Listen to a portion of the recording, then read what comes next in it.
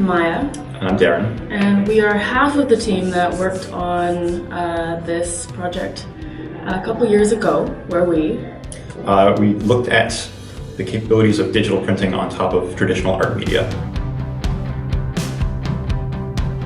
We really wanted to just try something new, do something original, bring our own flair to it.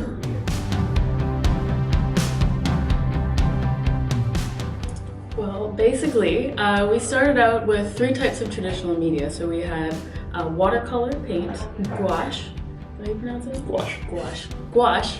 Watercolor paint, gouache, and marker, like felt markers. And we were printing using a digital xerographic press. The idea here was to look at how well digital printers can print on stuff that's not just digital paper. Usually when people are trying to do that, the default is is inkjet. It's always, if you're printing on anything weird, wood, wall, paint, it's inkjet, and there's been a lot of research done into that just because it's easy. But there are certain qualities of xerography that were interesting to look at for us. If you're doing inkjet, you won't get lines that are as crisp, you won't get as instantaneous drying times, things like that. So we just wanted to see, basically just if it was possible, look into this thing that nobody had tried before or had looked into at all.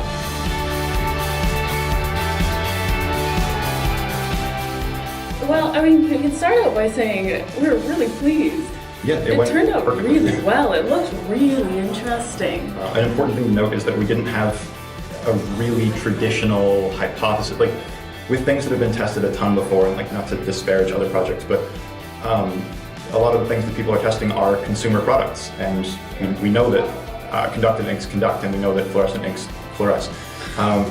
So what we were looking at, we had no idea. The point was to just find out what would happen. So our hypothesis was that it would work okay, but for the most part, it was kind of testing these things and just seeing, almost like trying out a brand new press and just kind of taking measurements and seeing what would happen. We did 3 tests. It was checking for rub resistance, for text reproduction, and for color accuracy. Yeah, and even at that, just to call it color accuracy is kind of generous.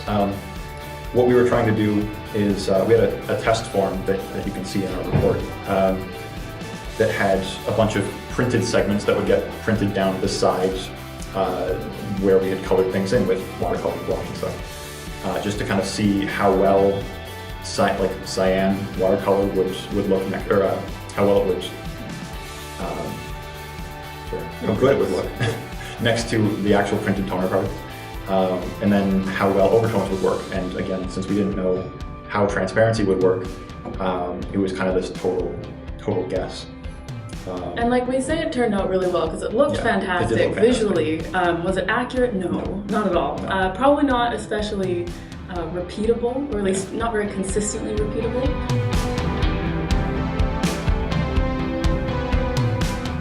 I mean, I'm sure Miriam could come up with something a hell of a lot more interesting than I could, but there are people who are already using gouache or watercolor or marker to produce art, and they don't know that there's this one other capability that they could possibly do at home with a printer. I mean, multimedia is already a very popular style of doing art. I mean, there's tons of stuff at the AGO that's exactly that. So to add one more medium to that list of media in multimedia, I think it could catch on. At least it creates more possibilities. Yes, it's really just adding to the body of knowledge. This is a thing that nobody had looked at before, as far as we could find. And now if somebody's curious about it, they can find out that yes, it is possible.